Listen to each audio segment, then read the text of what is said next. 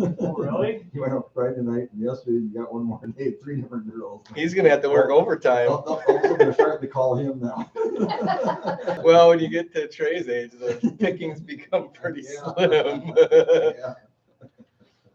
All right. I said we have 3 handouts. My kids said, Dad, why do you give everybody all your notes? Just give them like a handout with blanks. So this is my kid's wish. I don't know if I'll follow it, but you can fill in as you go along if you'd like.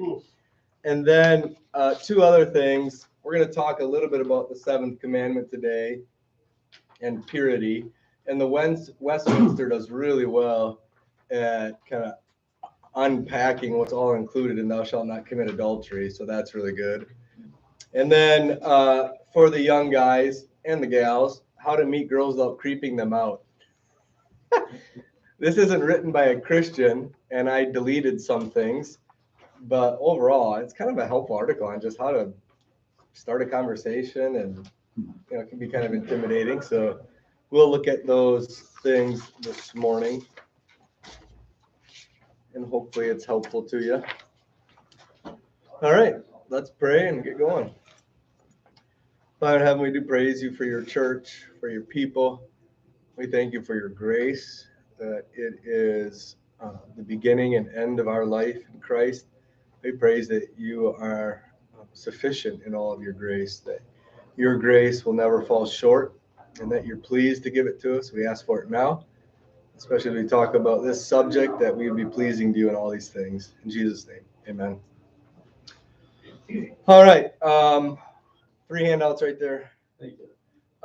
One of the things I want to continue to remind you of, this isn't in your handout, but what I want to try to do is give you principles, and how you apply them is going to look different because you're different. Your life is going to be different. Circumstances will be different. And so, just be careful to constantly think that I have to do this like everybody else or something, or that if I just kind of do these as a checklist, it'll all work out. No, these are principles, and they need to be applied with prayer and counsel and wisdom like anything else. So the format of this class, this is counsel for some parents on raising children marrying their mind. That was the first week. Last week was counsel for those not yet married, but who will be. This week is kind of some brass tacks of how to find somebody to get married. Next week, we'll talk about premarital counseling, the wedding ceremony, and so on. All right. So my first point there, the need to trust God. God's will determines all things. Now, of course, all of you know that, but it's having the faith to believe it. That's the issue. And so trusting can be hard. It's hard work. Waiting. And the reason trusting is hard is because it's waiting. So you got to wait. That's that second blank. Waiting can be hard. But God determines who lives in all places and the boundaries. God, there's 3 handouts there if you want them. God has determined your life. But again, that's not fatalism. That doesn't mean you don't have work to do. That means that you can trust God. You can rest in him as you wait. And so young people, I don't know, my story, like when I was 17 or 18, I was freaking out if I'd find somebody to get married. I don't know why. And so you can trust God. There is just verse after verse in the Bible of the goodness to come with waiting on the Lord. Now, waiting doesn't mean being lazy. It doesn't mean you're not going to have things to do as you work towards marriage. It just means as you do that work, you can trust in God. He is a father. He is good. He wants to do good for us. But also that waiting will include purity.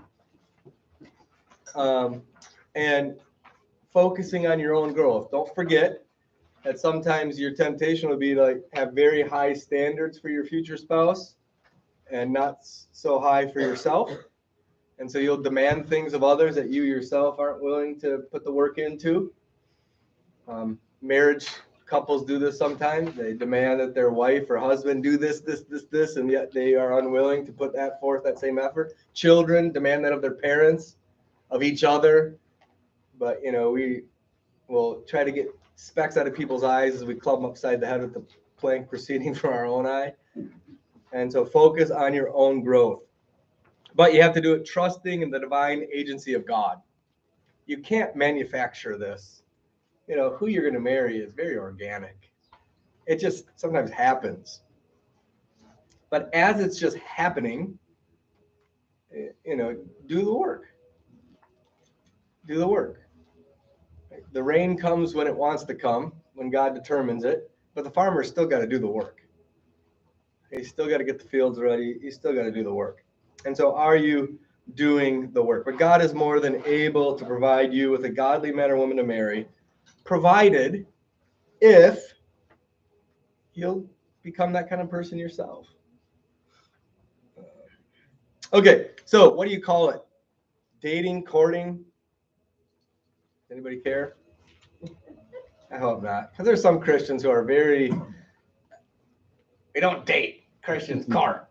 Well, your courting looks a lot like dating. So what do?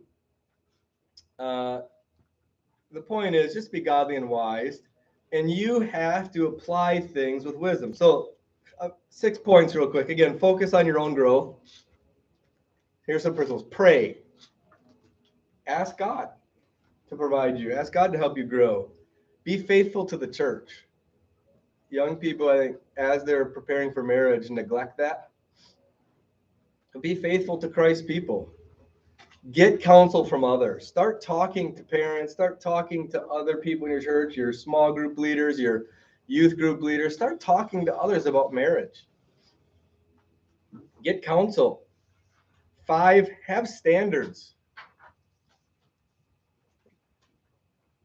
Who are you looking for? What are some qualities that you're looking for? And then guard your own heart. And so as you go about dating or as you go about courting or whatever you're going to call it, just keep these things in mind, especially being prayerful. And God says that he is a good father who doesn't give you a stone if you ask for bread.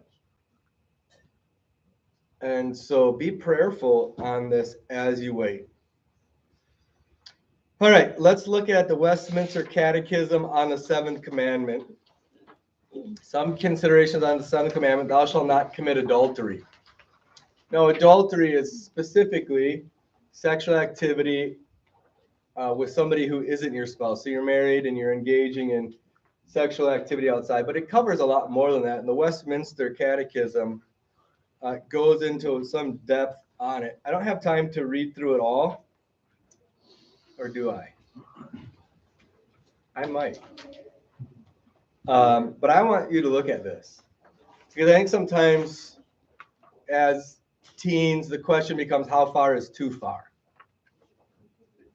Right? How far? There's 3 handouts there if anybody wants them. You guys must be in the front row. Yeah, we're not even late. The expensive seats.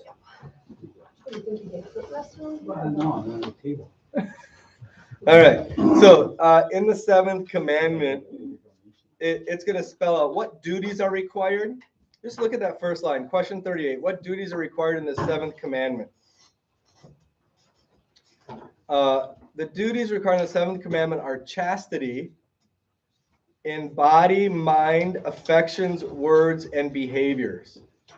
So the command to not commit adultery goes far beyond just physical activity. It includes all that you are: your body, your mind, your affections, your longings, your desires, your words, and your behavior. Look at question 39. What are the sins forbidden in the 7th commandment? Okay, so the sins forbidden in the 7th commandment, beyond the neglect of the duties in question 138, are adultery, fornication, rape, incest, sodomy, and all unnatural lust, all unclean imaginations, thoughts, purposes, and affections, all corrupt and filthy communications. So what you do with your phone would be applied there in our age. This was written in the 1600s. They got the heart of man, how easily we fall into sexual sin. Wanton looks. Typically in the Bible, lust, the background of that word is what you do with your eyes. Like Betty Davis eyes, bedroom eyes. It's how you're looking at somebody. It's what you're trying to get them to think and feel with your looks. Impudent and light behavior. What does that mean? Do you ever notice, young men, that when you're around girls, you act differently than when you're around the guys? Or gals, you act differently when you're around the guys than when you're around the girls? And so you got to be careful that your behavior remains godly and not just light and immodest. You know, that you're not being a flirt all the time. Immodest apparel. So what is clothing for? It's to cover, not to reveal. And so young ladies, it's going to be especially important that he, doesn't see every curve or a bunch of flesh.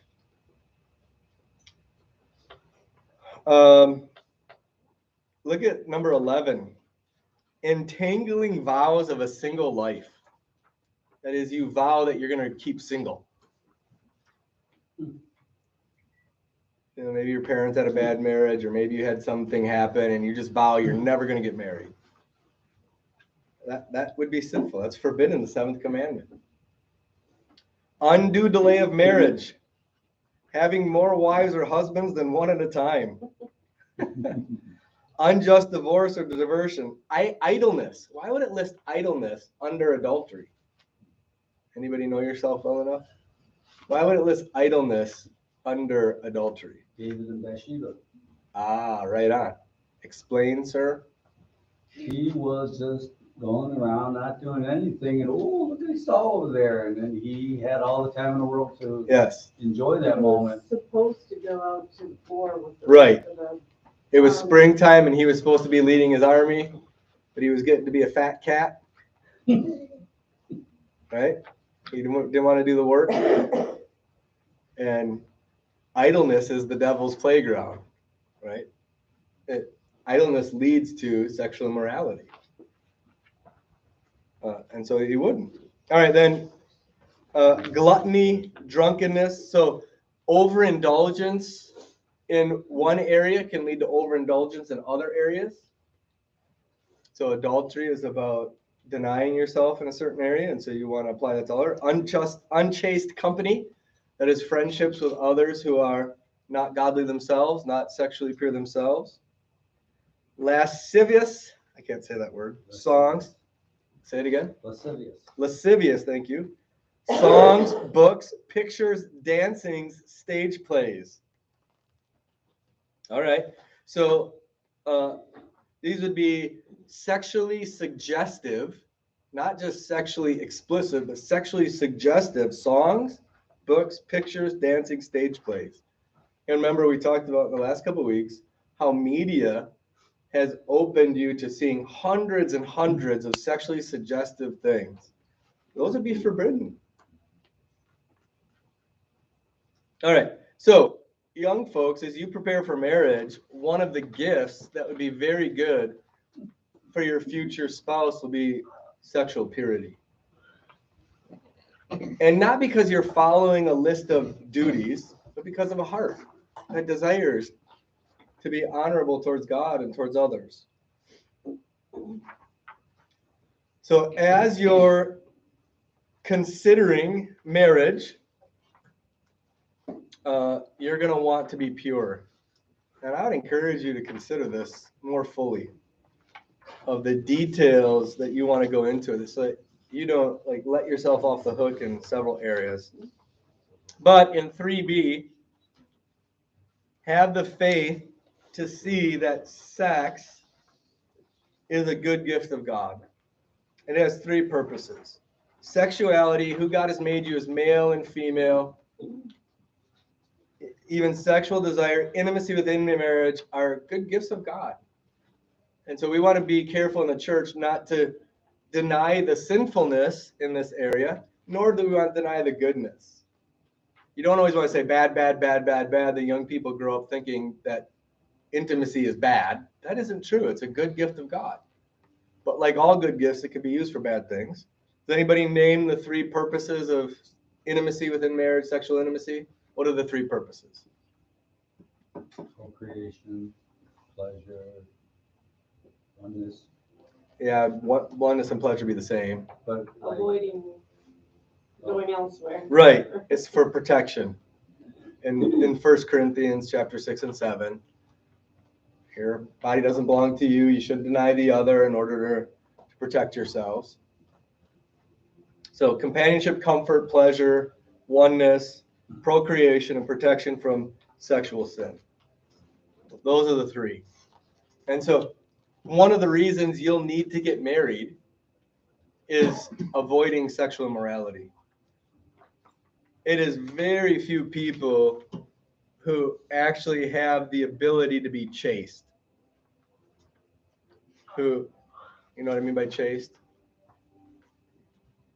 Who have the ability to control themselves. So you'll actually need to get married in order to walk in purity. Isn't that something? But you got to be chased, man. They got to chase you. Might have been vice versa. Yeah, that's funny. Okay, any thoughts so far? All right, so some counsel on seeking someone to marry. Point 4, some counsel. Pray. Okay, I've already said this, but I want to keep saying it. Make this a matter of prayer. You're going to get married, very, very likely. And other than repenting and believing the gospel, the next most important decision you will make is marriage. And it can be a great blessing, or it can be tremendous hardship. It can be really a delight. It's a lot of work. And it can get sweeter, or it can get more bitter. And so make this a matter of urgent prayer. Please be praying. Because it's really important. All right. Second, have the faith and humility to discuss this with others. And this is my second repeated thing after prayer. You need counsel. Don't be so proud. Don't be embarrassed. And let that be something in your entire life. If you're about to buy a vehicle, get some input. If you're going to make a major business decision, get some input. And why wouldn't you get input then on who you're going to marry? Talk about, it doesn't have to be your parents. I know that as you get older, you're going to want to include others. But again, you have youth group, small group leaders that you're getting to know. And this might even be talking to them about issues you have, struggles of, I don't know, thinking about this. You have questions. So have the faith to discuss this with others. Maybe it's people in small group. Maybe it's somebody that you think has a good marriage, and you want to begin talking to them about that. Or maybe there's somebody that you're noticing and you would like to get to know better. Talk to somebody before you start engaging in that. With plans fail for lack of counsel. Now, counsel with wise people, right? A companion of fools suffers harm, but he who walks with the wise becomes wise. So typically, now there can be people, teenage years, other teens who are wise and godly will be helpful, but mostly not going to be. And so these are probably going to be older folks, just like in Titus 2. Younger women should be learning from older women. And I think that's also implied with guys there. So get counsel, discuss this. C, standards. What are yours? The number one standards for those of you who claim to be a Christian is they must be a Christian. Now, can any of you think of a pitfall with that, or think of a way that you can give lip service to the idea that they need to be a Christian, but really not following through the intent of, in 2 Corinthians 6:14, you can't be unequally yoked with an unbeliever. What is a way that you could say, he's a Christian, but you're not really being careful with this one? Anybody have any ideas of a workaround on this? I'll leave it to the Lord later. Okay, I'll lead him to the Lord later. Right. Missionary dating. Yeah, that's what he's getting at. Missionary dating. Yeah. That is absolutely forbidden. Or just, what their veracity for the Lord is. Exactly. That's the main one. They say they're a Christian. They go to church, but they must be a Christian of a certain kind. What's their actual testimony? What's their family involvement in church? What's their spiritual life like? This is more than just saying, like, they're a pretty good person, so they must be a Christian. Or on the census data, they said they're a Christian. But what kind of a Christian? Why does that matter so much? Why does it matter that you have that in common? Water seeks its lowest level. Okay, right. You'll not bring them up to your level. You'll end up down at their level. What is marriage, though?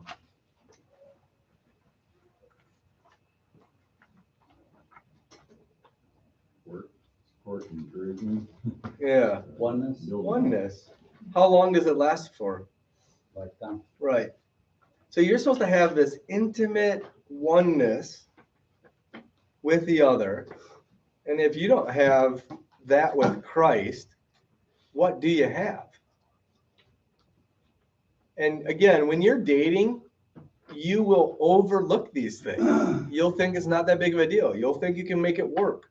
Yeah. Because he's showing me attention, because he cares that he's a good guy, he's treating me well, or she's good looking, or I really enjoyed talking with her till 1 a.m. We get along. We'll work this out. So, but after you get married, that attitude goes away. Can I beat that into your head enough? That attitude evaporates. Especially when you start having children, you want to make decisions because you know that there's a heaven and there's a hell, and you want to make important, intimate decisions with your spouse who doesn't share your faith, and you're going to end up fighting and fighting and fighting about this. And you want to go to church, and you want him to go to church, and you want her to go to church. You want her to share this. You want him to share. You want to talk about these things. You want encouragement in your walk. And you have none of that. And so you cannot fudge on this one.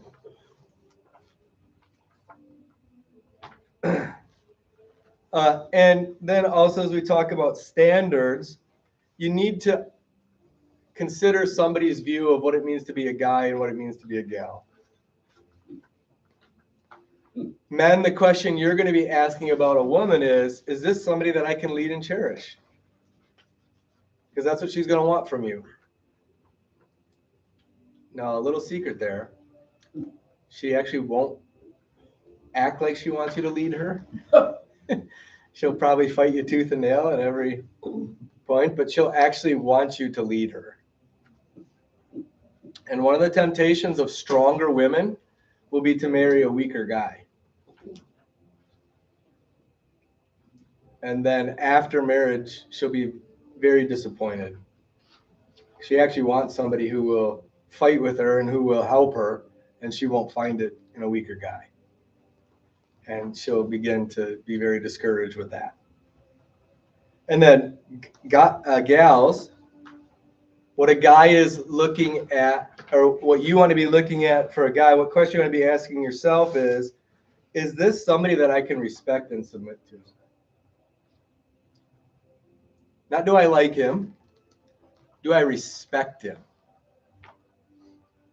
Is he somebody that I can give my respect to?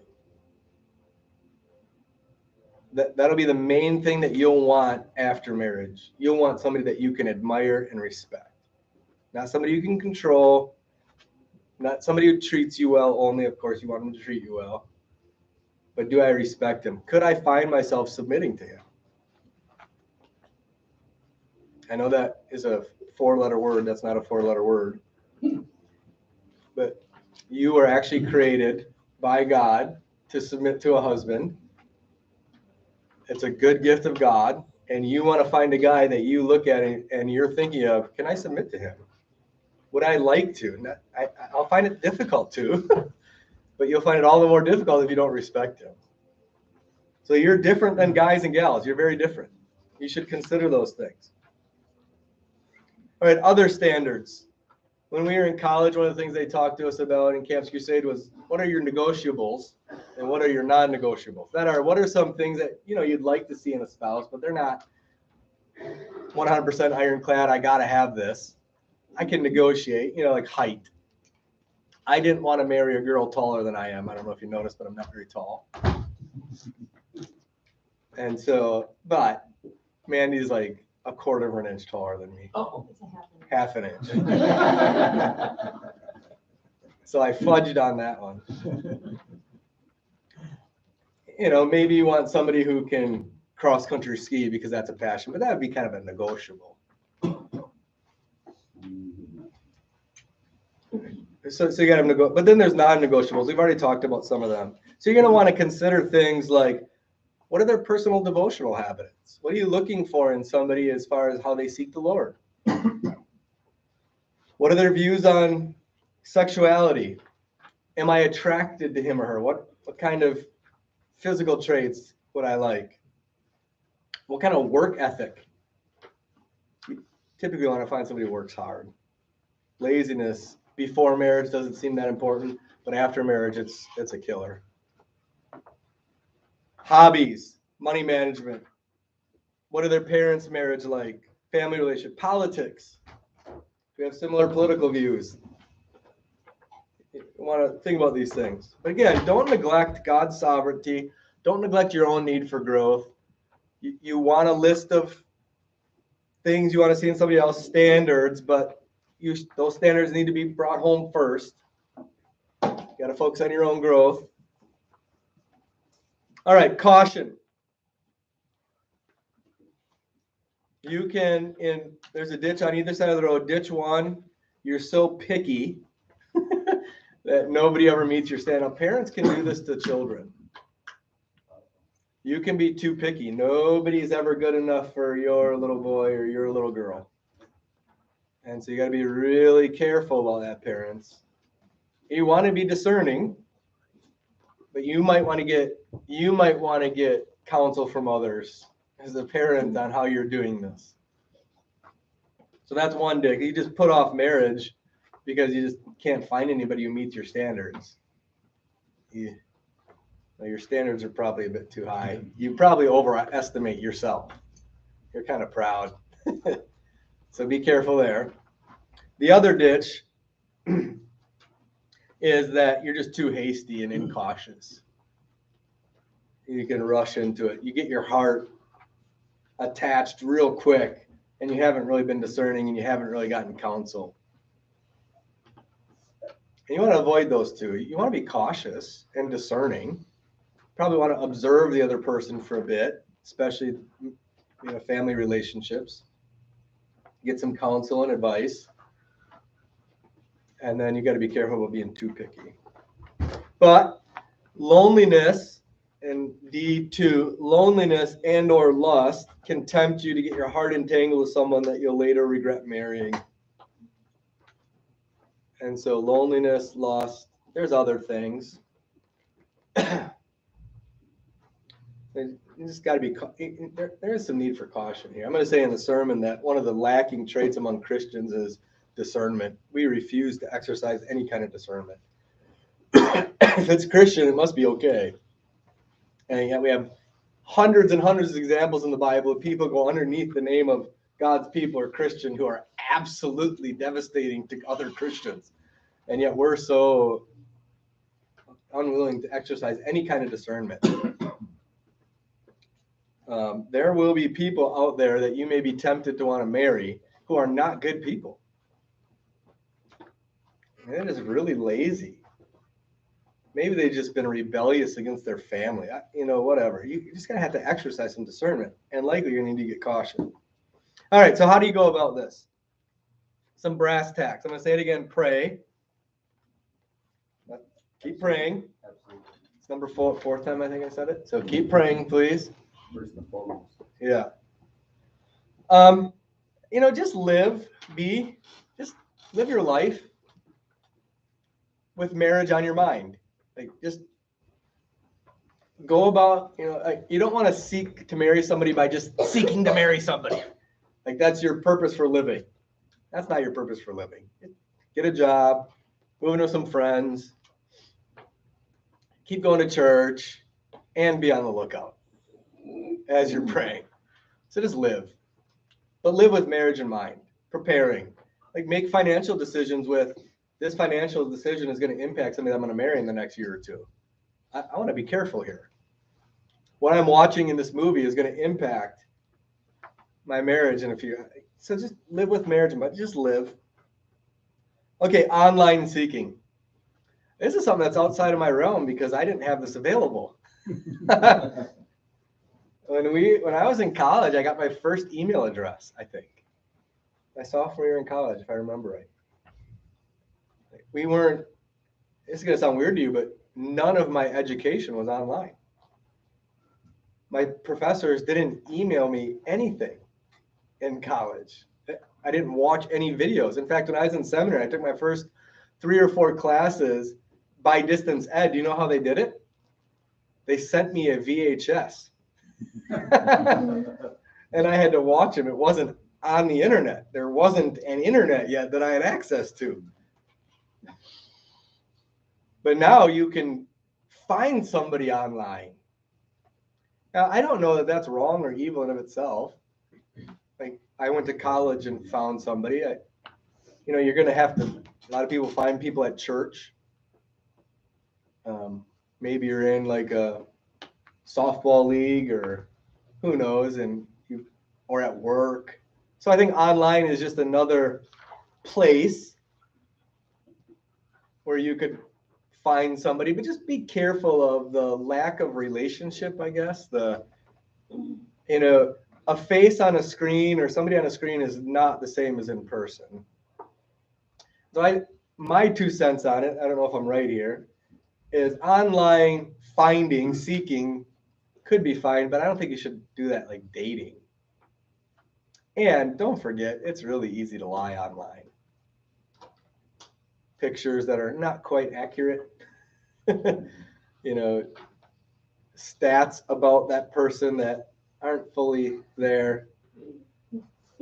And so as you look online, I would be very, very discerning. But we have Amos and Aaron who met online. Who else do we have in our church who's recently met online? There's been a few. I've had friends. It can work. So I guess whenever your parents think it's wise, go register for I don't even know what they are. Does anybody know a website? Maybe I shouldn't tell you. I got friends in here. Okay, we do have to give a real caution here to social media, though, and the amount of sexual immorality that happens through social media and texting. You shouldn't be sharing pictures. You shouldn't be having any kind of sexual communication via media. There are evil men and evil women who lure and tempt unsuspecting souls. And so please do be careful there. All right, D, I've said it many times, get counsel. Please, as you're dating, get counsel from others. All right, E, there are many fish in the sea. You've heard that before. And some you'll have to let swim by. Some you'll have to kick by. There are some who will be seeking you that you're not interested in. Don't show them interest. Girls, this is particularly difficult for you because you don't want to hurt somebody's feelings. Guys, you can do this too. Just don't show him any interest if you're not interested. Don't answer his calls. Don't answer his texts. When he looks at you, look away. When he smiles at you, do not smile back. Because guys are looking for your response. And if he gets a smile, he's going to think that you're interested. And so don't engage with him. It'll be helpful to him because guys, honestly, don't take hints real well. Subtlety is not in our repertoire. And so you might have to make it really obvious. You may have to go to him and say, I don't know how much clearer I need to be, but I guess I have to. I'm not interested. But likely just not returning anything will be enough. There are bad people. There are people who are just players. They just want to use you. They want to use you sexually. This is especially true for young girls, but it's also true for young men. Guys just want sexual gratification. Girls want relational intimacy and think they have to give sexual activity to get the relational intimacy, especially if they have a hard relationship with their father. And so girls, there's a lot of young men who are just looking to use your body. And once he uses your body, he won't be interested with you anymore. And young men, a girl, especially if she has a hard relationship with her father, will be just looking for some intimacy. And so be careful. Quarrelsome, Proverbs reminds us consistently that quarrelsome people, better to live on a corner of a rooftop than be married to somebody who's quarrelsome. That's typically talking to the wife about a woman there, but guys could be quarrelsome too. So how do they treat their parents? Are they constantly quarreling? Or how do they treat their siblings? How do they treat their friends? Are they an arguer? Just be careful. Again, you'll overlook that when you're dating because they won't do it to you then. And then you'll be surprised after you get married. What the heck happened? You were so agreeable. So look how they relate to others, not to you during dating. To your parents. Yeah, right. Mostly to their parents. Non-Christians, of course, can't do them. Lazy people. Look at them. Do they work hard? Are they serving others? When the church has a cleanup day on a Saturday, are they there working? Do they work hard? Do they have a job? Do they feminists destroy everything? Don't marry a feminist. Don't marry somebody who thinks along the lines of the world. All right, guard your heart. Oh no, what attracts men and women? Men, I just said this. Men are attracted by physical, mainly. Gals, you can attract a man by dressing scantily, but you don't want to attract that guy.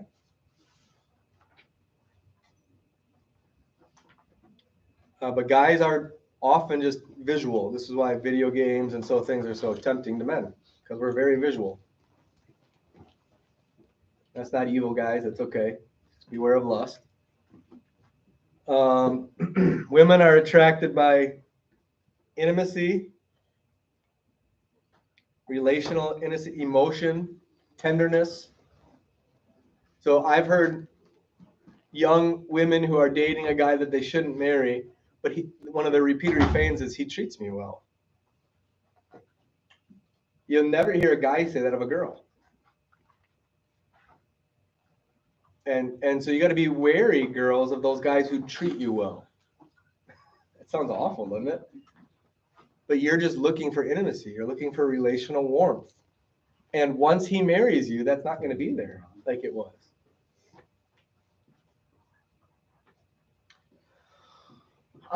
Women should be, men should generally take the initiative. Now, don't apply that too woodenly, because there are some guys who are shy, and he may need a nudge or two or three. And so gals, if you're talking to somebody and it's been kind of a long time, you may have to go to them and say, I don't want to be rude, but you can ask me out. Or, where are we at in our relationship? I'm interested, but what's going on? So guys, you should take initiative. Gals, you may have to give some nudges. But women, you're going to respond more, and you should include your father early on in the relationship.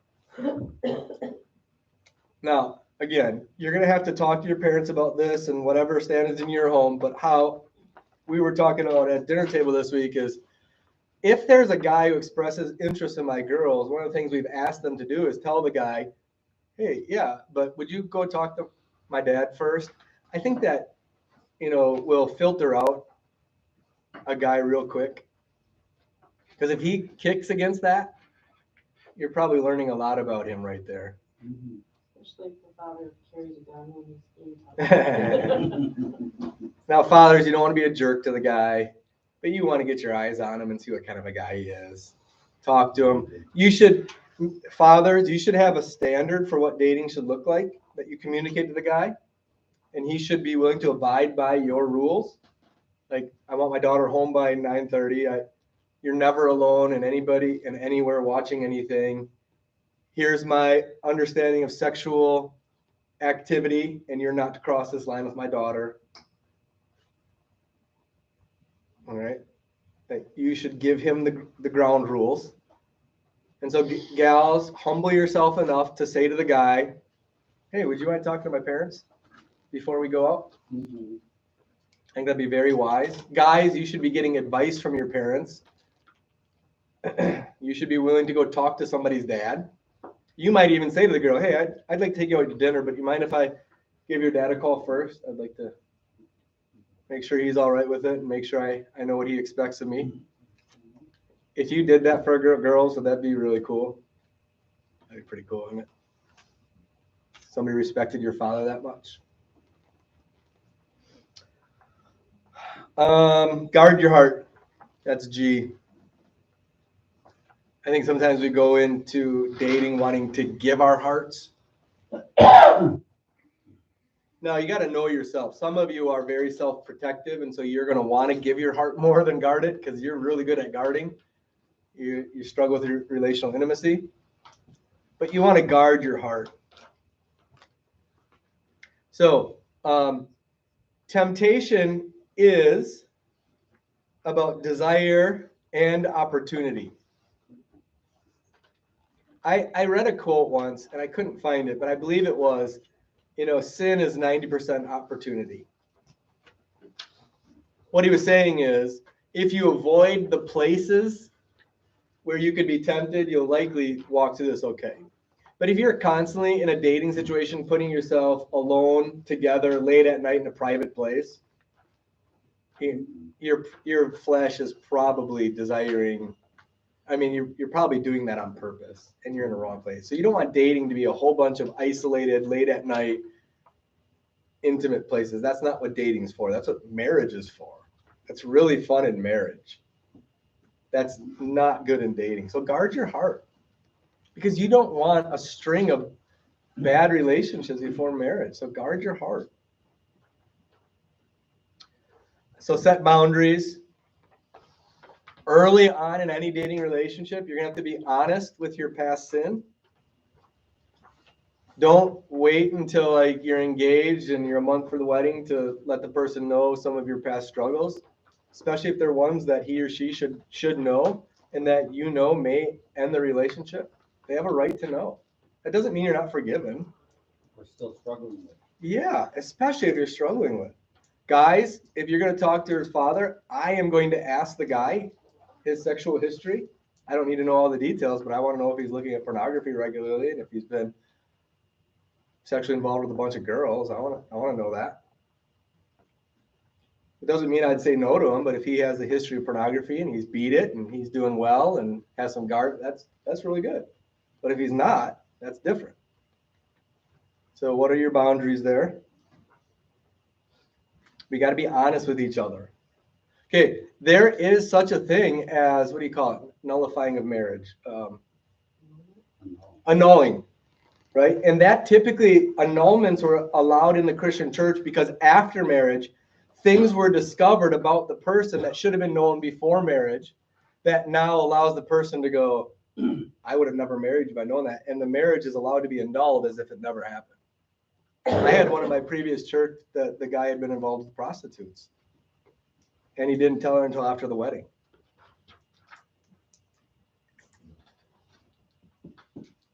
And she wanted to annul the marriage, but they had enough marriage history that they made it, and they're still married. So be honest, but more than anything, just don't do those things. How about avoid them, fight them. All right, 9 thoughts on dating practices. Start by just observing. Don't go immediately to a bunch of one-on-one, very intimate conversations. Just kind of like what do you call it when you're in the military and you're just doing some reconnaissance. Observe the person in their friend groups. Observe the person with their parents if you can. Check out what they put on social media. Just observe them if you're interested. So just take a more objective stance early on. Then as you get into dating, again, spend more time in large groups initially and with the families. I want you to guard your heart. And it may be after a couple of weeks or a couple of months, you realize this person is not somebody I'm attracted to. It's not somebody I'm interested in. But if you've gone to a lot of emotional intimacy right now, it's going to be very difficult to be objective on those things. So don't do a bunch of one-on-one time right away. Be in groups. As the relationship progresses, you will want one-on-one time to talk to each other. Guys, you need to consistently, this is point 4, lead the conversation and ask lots and lots of questions and be honest. You are trying to get married, but you don't want to lie. Be honest with who you are. And talk about everything. Guys, you should, in point 5, DTR conversation. Define the relationship. Don't leave her guessing where things are at.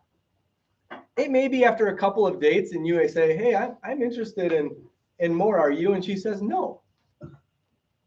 Great. It's much, hey, if you've only bought 2 dinners and not 10, praise the Lord. But define the relationship. Ask the question after a couple of dates. Are you interested in going further in a relationship? Where are we at? Are we just kind of like friends, or are we? So have those conversations. Don't leave her guessing. And gals, if he's not doing that, that might be telling you a lot about him, but it also might be where he just needs a nudge and you got to say, can we talk about where things are at? The DTR talk. Yeah. Where are we at in our relationship? Because you're dating to get married. You're not dating to date. So I have a question. Yeah. So if a man has to be nudged like that, or you have to go to the person and say, I'm interested, to me that shows a bit of not willing to do hard things, a bit of weakness, and you said to avoid a weak man because you want a strong man. Yeah. So if you don't even have a conversation. Yes, but the whole, I think that's generally true, but it is very difficult. I'm a guy, I know it, and it's hard to do that. And I'm not a lazy, weak guy, and that was hard for me to do that. It's very hard, especially when you're younger, especially in this day and age, where guys are constantly told that they shouldn't do that kind of stuff. Much as you look at the parents, because you'll see a lot from the parents of why they are the way they are. Right. Maybe the father just doesn't talk. Yeah. All right. Point 7, developing a spiritual intimacy should come later on in the relationship, not early on. But if it's getting to the point where you're talking about marriage, you should start spiritually doing things together. But I would avoid that early in the relationship. Don't pray a bunch together. Don't read the Bible a whole bunch together. And the reason I say that is spiritual intimacy leads, is close to physical intimacy. And, praying and reading the Bible together can lead to doing physical things together that you don't want. And also is kind of knitting your hearts together. And you do want to become spiritually intimate, but that should be later. And guys, again, you're going to take the initiative on this. You want to set a standard in your engagement of praying and reading together because you want to continue that on in your marriage. And when you have kids, you want to have family devotions together. So start at them, but read together, read good books together. As you further on relationship and marriage is on the table, or maybe you've already engaged, you go to church together. Read good books together. Did I say that? Read good books together. It's really enjoyable. You have to find out if you want somebody that reads in your marriage. What kind of intelligence do you want? All right, getting engaged. How long of an engagement? What do you guys think? How long? 6 weeks. 6 weeks. 6 months. 6 days. 6 months. All right. I don't know how long. How long should I think I meant here? How long should you date before engagement? I don't have a hard fast answer here. 6 months. Yeah, you want enough time to really know who they are, but too long also, puts you in compromised positions. So I don't think you want to be going on 2 years. I think if you get 6 months to a year, you're not going to find out anything new. And remember, dating is figuring out whether or not you want to marry the person. And so gals, now there are circumstances, maybe the guy's in the military and he got deployed. Or maybe there's been a significant something in his life or her life, and so it's got to go longer. So again, don't apply this woodenly. But if you're with a guy who is delaying asking you to marry him for a long time, you should, it's sometimes not good. Or her too, where she's just not sure. We gotta figure these things out. So you're gonna need a lot of counsel here. How to get engaged? Guys, you should ask the father, even if he's not a Christian. You should honor him in that. What if the parents are against the relationship? Yeah, you're gonna need counsel on that from others, because there are parents who are controlling and manipulative and do great harm to their son or daughter. So you're gonna have to figure out why are they against it. And if they're against it for good reasons and others are affirming it, you should not marry that person. You shouldn't date them. That's why you want to involve your parents early on, because you got to honor your father and mother. That is a safeguard to young people who do not know what they need to know. It's very, very important that you honor your parents in this one. All right, ask the father. Guys, make it special. There was a video going around where a guy proposed to his girlfriend at McDonald's in the line, and she said no, and everybody started clapping when she said no. Because why would you ever ask a woman at McDonald's? So make it special. If you're kind of like emotionally stunted and not somebody who's romantic, ask somebody who is and help them get you a plan, guys. Like do something that she would like, that she'll remember, that you can brag to others about. Make it special. All right, how long of an engagement?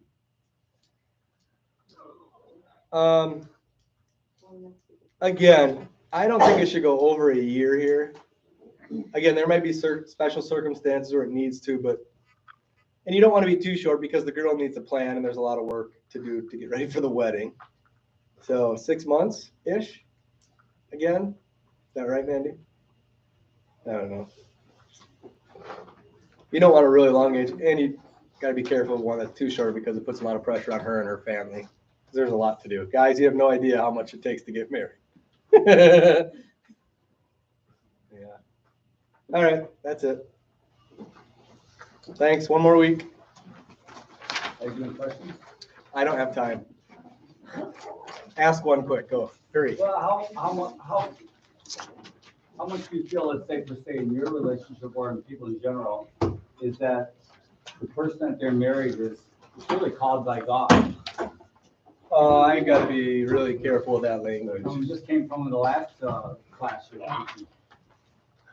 Like, you're asking, God is telling me to marry this person? No, I just feel like, my wife, my daughter, I just feel like, wow, it's an act of God. Yeah, but you notice that afterwards. If you have somebody who's saying beforehand, I think God's calling us to get married, you should probably run the other direction. Yeah, that's a lie. Yeah. Thank you. Missed the part. You went to go blow your nose. It's the best part. Oh, God. That's how you do in prayer.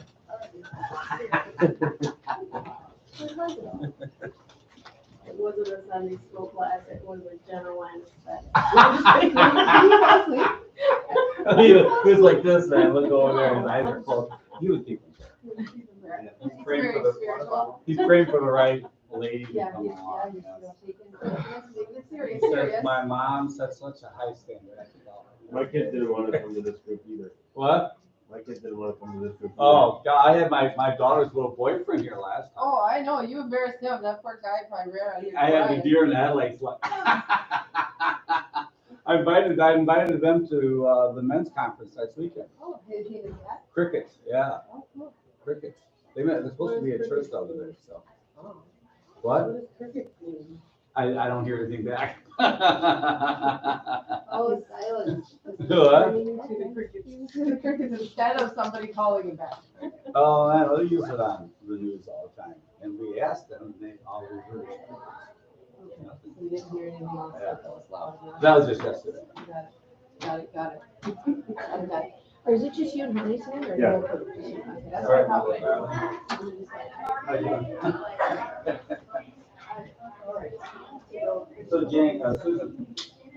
So Jane keeps saying she wants to, I see it, Jason. Jane wants to go over to her boyfriend, this one's her boyfriend's parents. And I'm like, yeah. If we were invited over, look here. Yeah.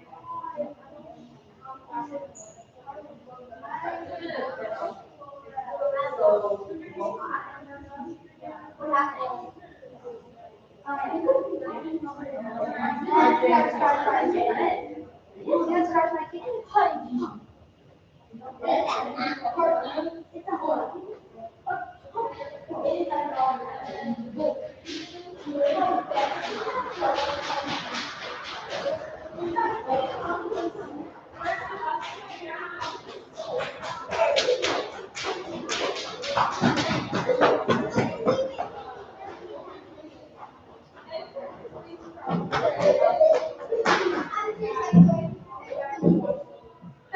actually not loud. I was just telling them.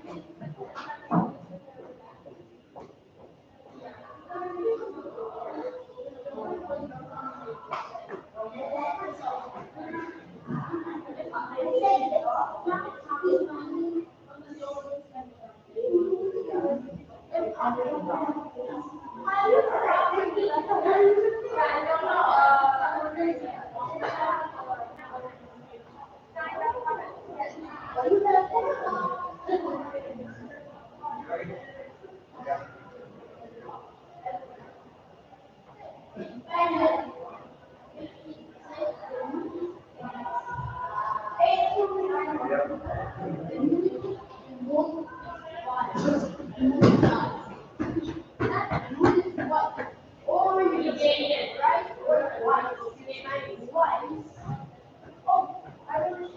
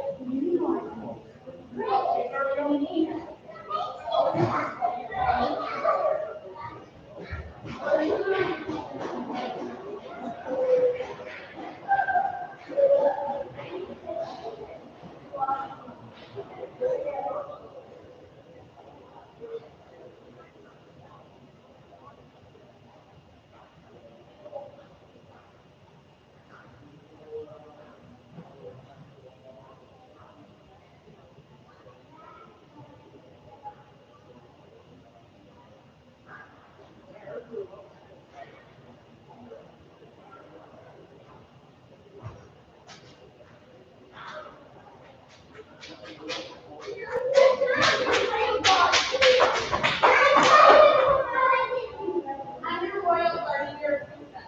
You can't go over to your dresser. You must go back to your castle.